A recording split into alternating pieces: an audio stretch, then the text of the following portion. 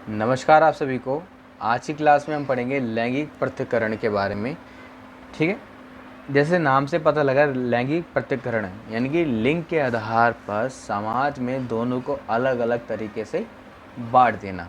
ठीक है, और इसके अंदर ज़्यादातर रोज़गार के ऊपर बात की गई है, यानी कि जब कोई लड़की होती है काम के लिए बाहर जाती है तो उसके साथ किस किस तरह का किस प्रकार का भेदभाव किया जाता है और कैसी कैसी कुछ आडंबर प्रथाओं का भी इसके अंदर रोल होता है। ठीक है, इस पूरे अंदर टॉपिक के अंदर यही बातें बोली गई हैं, तो आप इसको आराम से पढ़ना, आपको मिल जाएगा कि अगर लड़की गरीब है तो उसको कई तरीके की आडंबर यानी कि बेकार के रूल्स और रेगुलेशंस को फेस करना पड़ता है। ठीक है, कमज़ोर तबके की है तो उसके साथ तो बहुत ही ज़्यादा हिंसक हो सकती है ये एक्टिविटी, जिसकी उसकी डेली लाइफ जो है बहुत ही ज़्यादा क्या है, चार दीवारी में ही दब के रह जाएगी। यानी कि इसके अंदर ये बोला गया है कि लड़की जो है घर के अंदर उसका अलग रोल होता है और घर के बाहर उसका अलग रोल होता है। अगर लड़की गरीब तबके की है या दलित समुदाय की है, ठीक है, ज़रूरी नहीं कि गरीबी मान लो, किसी भी विशेष वर्ग से संबंधित नहीं, अगर वो गरीब तबके की है अगर, तो उसके साथ ज़्यादा ही स्टीरियोटाइप यानी आडंबर वाली प्रथाओं का ज़्यादा गलत तरीके से मिसयूज़ होगा, जिसका उस और उनके ऊपर गलत प्रभाव पड़ेगा महिलाओं के ऊपर। ठीक है, जो उनके रोज़गार पे भी कहीं ना कहीं उन्हें इफ़ेक्ट देगा। तो इसके अंदर ये पूरी बातें बोली गई हैं। ठीक है, अब आता है यहाँ पे श्रम विभाजन और कार्य क्षेत्र। इस टॉपिक को पूरे अच्छे से आप समझने के लिए आप ना एक केस स्टडी पढ़ सकते हो, और वो केस स्टडी है ये वाली, जो एक गलत तरीके की मानसिकता बनी हुई है। ठीक है, चलिए, प्यार का श्रम। अब इस केस स्टडी को समझ लोगे तो आपको ये पूरा जो टॉपिक है अच्छे से समझ आ जाएगा कि श्रम विभाजन और कार्य क्षेत्र का मतलब क्या है। यानी कि श्रम विभाजन यानी कहीं मान लो कहीं लेबर का काम हो रहा है, किसी भी प्रकार के बंदे काम करने जा रहे हैं, तो लड़का है तो उसका अलग बिहेवियर किया जाएगा उसके साथ, लड़की है तो उसके साथ अलग बिहेवियर किया जाएगा। तो ये सारी चीज़ें, इस पूरी चीज़ को एक छोटा सा ही टॉपिक है और लास्ट टॉपिक है, इसको आप केस स्टडी से अच्छे से समझ सकते हो। जैसे इसमें लिखा है बॉक्स में, प्यार का श्रम। ठीक है, wages of love, I think यही होगा इंग्लिश में, चलो जो भी है।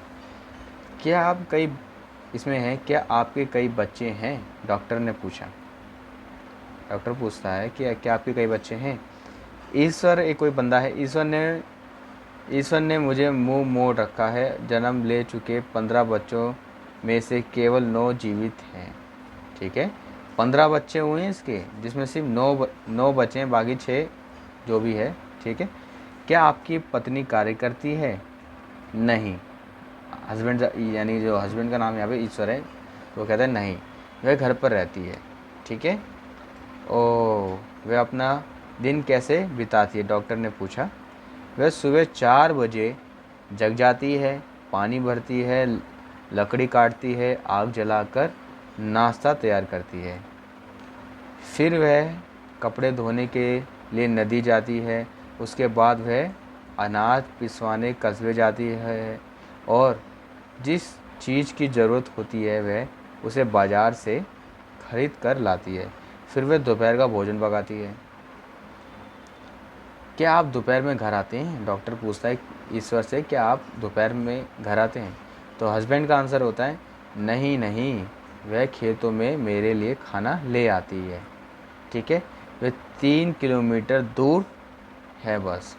ठीक है, यानी कि जो ईश्वर जहाँ काम करता है उसके घर से 3 किलोमीटर दूर है, और जो वाइफ है वो हमेशा उसको खाना देने, दोपहर का खाना देने 3 किलोमीटर पैदल चल के जाती है, फिर वापस भी आती होगी। फिर डॉक्टर पूछता है उसके बाद, उसके बाद वह मुर्गियों सुअरों को दान मुर्गियों और सुअरों का ध्यान रखती है, और वास्तव में वह दिन भर बच्चों की भी देखभाल करती है। यानी कि जो घर के कुछ जानवर पशु होंगे उसका भी देखभाल वो महिला कर रही है और बच्चों का ध्यान तो रख ही रही है। फिर वह रात का भोजन पकाती है, जब मैं घर लौटता हूँ तो भोजन तो तैयार रहता है। तो भोजन क्या है, तैयार रहता है। जब वो अपना आदमी जो है रात को घर आता है तो वापस उसे खाना खाता है आराम से। क्या रात का भोजन पकाने के बाद सोने चली जाती है। ठीक है, डॉक्टर पूछता है कि महिला जो है रात का भोजन पकाने के बाद क्या वो सोने चली जाती है। तो हस्बैंड का आंसर होता है नहीं, मैं खाकर सोने चला जाता हूँ। उसके उसके पास घर के और कुछ काम होते हैं। यानी कि आदमी जो होता है काम से आता है, खाना खाता है और सोने चला जाता है, और महिला है जो अपना कुछ और काम करने चली जाती है, और रात के 9 बजे तक वह खाली हो जाती है। सुबह 4 बजे महिला उठी है, ये इस बात को ध्यान रखना, सुबह 4 बजे महिला उठी है, ठीक है, और शाम के 4 बजते ही 12 घंटे ऑलमोस्ट हो चुके हैं, ठीक है। 12 घंटे 4 और इसके अंदर 5 और जोड़ दो, अब देख लेना 19 हो गए। फिर भी आप कहते हैं कि पत्नी कुछ काम नहीं करती। लगभग ये आप खुद हिसाब लगाओ, वाइफ जो है 4 बजे उठी, ठीक है, और रात के 9 बजे वो खाली हो रही है। शाम जो सुबह के 4 और शाम के 4 बजने में लगभग 12 घंटे हो गए, ठीक है। और 12 घंटे यानी कि 4 और 9 बजने में अभी कितने समय का अंतर है, लगभग 5 का, ठीक है। यानी कि 12 और 5 कितने हो गए, लगभग 17 घंटे। 17 घंटे वो जो महिला है लगातार काम कर रही है, ठीक है, विदाउट एनी ब्रेक, ओके। और यहाँ पे हस्बैंड का आंसर क्या है, हाँ डॉक्टर सचमुच वह कुछ काम नहीं करती, मैंने बताया तो है वह घर पर रहती है। तो देख रहे हो किस तरह की स्टीरियोटाइप की मानसिकता है। ये उपरोक्त उदाहरण बताता है कि महिलाएं कितनी तरह के कामों में लगी है, जिन्हें न केवल स्त्रीवाचक काम ही माना जाता है बल्कि वह काम अदृश्य और बिना किसी भुगतान में रह जाता है, ठीक है। यानी कि इसकी कोई पेमेंट भी नहीं मिलती। और अगर आपने अपने 11th-12th में अगर इकोनॉमिक्स पढ़ी है तो आपने ये भी पढ़ा होगा कि राष्ट्रीय आय का आकलन करते हुए, ठीक है, डाटा जो होता है पूरी तरीके से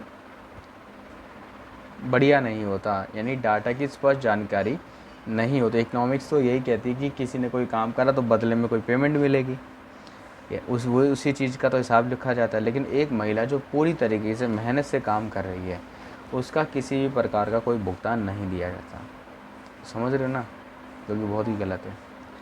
तो कि भाई हमें जो घर का जो काम होता है भाई सबसे ज़्यादा होता है, ठीक है। और लॉकडाउन में हर किसी को इसकी अकल आ भी चुकी होगी कि भाई घर पे रहना और घर के काम को संभालना इज़ नॉट ईजी। इसलिए जो भी नए जनरेशन के लोग हैं हम सबको अपने घर में हाथ बटाना चाहिए, वो कैसा भी हो सकता है, ठीक है, या मार्केट से सामान लाने का हो सकता है, या अपने खुद के कपड़े धोने का, या खुद के बर्तन धोने का भी हो सकता है, कैसा भी हो सकता है। लेकिन हमें अपने माँ बाप के काम में यानी कि घर के काम में हाथ बटाना चाहिए, ठीक है। बस आई होप आपको ये स्टोरी समझ आ गई होगी, या आप पढ़ लेना।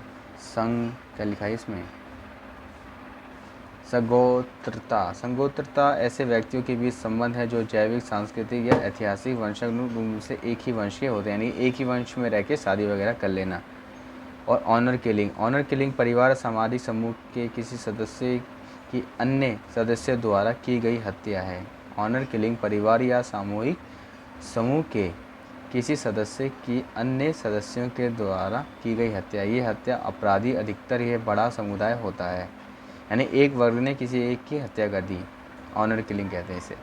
इस विश्वास पर की जाती है कि पीड़ित ने परिवार या समुदाय की बदनामी कराई है। और ऑनर किलिंग ज़्यादातर मामले महिलाओं और लड़कियों के खिलाफ होते हैं, ठीक है। आई होप आपको ये जो है ऑनर किलिंग समझ आ गया होगा। इसको एक बार दोबारा से आप रीडिंग करो।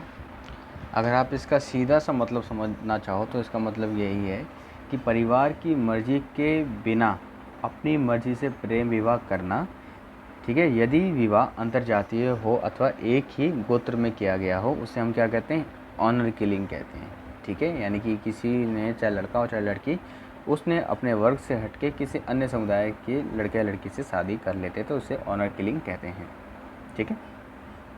जो भी है इसका मतलब ये है भाई जो आपको हमने बता दिया।